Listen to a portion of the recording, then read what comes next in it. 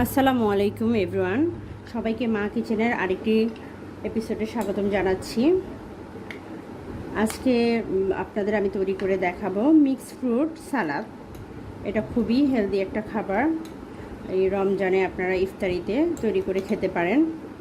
এছাড়াও আপনারা বিকেলের নাস্তায় বা মেহমান আসলে ঝটপট তৈরি করে দিতে পারেন। এই খাবারটি খুবই মজাদার একটি খাবার। চলুন দেখিনি তাহলে কিভাবে আমরা তৈরি করব এই মিক্স ফ্রুট সালাডটি।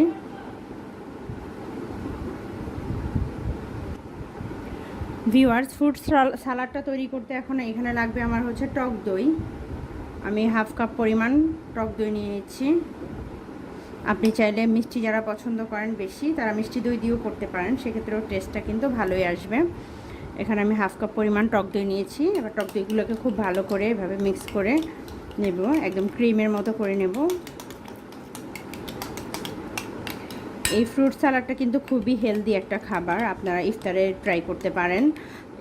সব ধরনের ভিটামিনও পাবেন, আবার হচ্ছে ভাজা পোড়ার ঝামেলা নেই, তৈলাক্ত কোনো ঝামেলা নেই। আপনার পুষ্টি চাহিদাও পূরণ হবে এবং ইফতারে আপনার শরীরের জন্য খুব ভালো একটা খাবার হবে। যারা ডায়েট করেন তারাও কিন্তু এটা খেতে পারেন। এবার এর সাথে আমি অ্যাড করে দেব ফলগুলো। ফল এখানে আমি নিয়েছি, আঙ্গুর নিয়েছি ছোট ছোট পিস করে, আপেল নিয়েছি, একটা কলা নিয়েছি, আনার দানা নিয়েছি, নেশপাতি নিয়েছি। আপনি আপনার পছন্দ মতো যে কোনো ফ্রুট এখানে ইউজ করতে পারেন। একে একে আমি সবগুলো ফল এর সাথে মিশিয়ে নেব। যার যেরকম ফল পছন্দ সেটাই কিন্তু ব্যবহার করতে পারবেন। এবার এই দইয়ের সাথে আমি খুব ভালো করে ফলগুলোকে মিক্স করে নেব।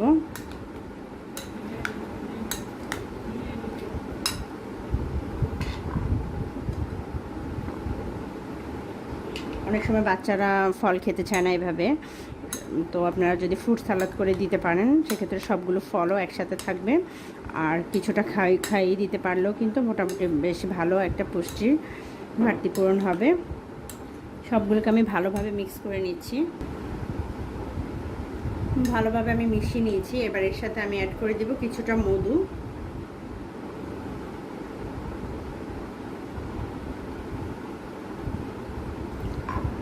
মধুটা দিয়ে আবার কিছুক্ষণ এভাবে নেড়ে চেড়ে মিক্স করে নেব। আর ফ্রুটসগুলো আপনি আপনার পছন্দ মতো শেপে কাটতে পারেন, কোনো সমস্যা নেই, যে কোনো শেপেই কেটে নিতে পারেন।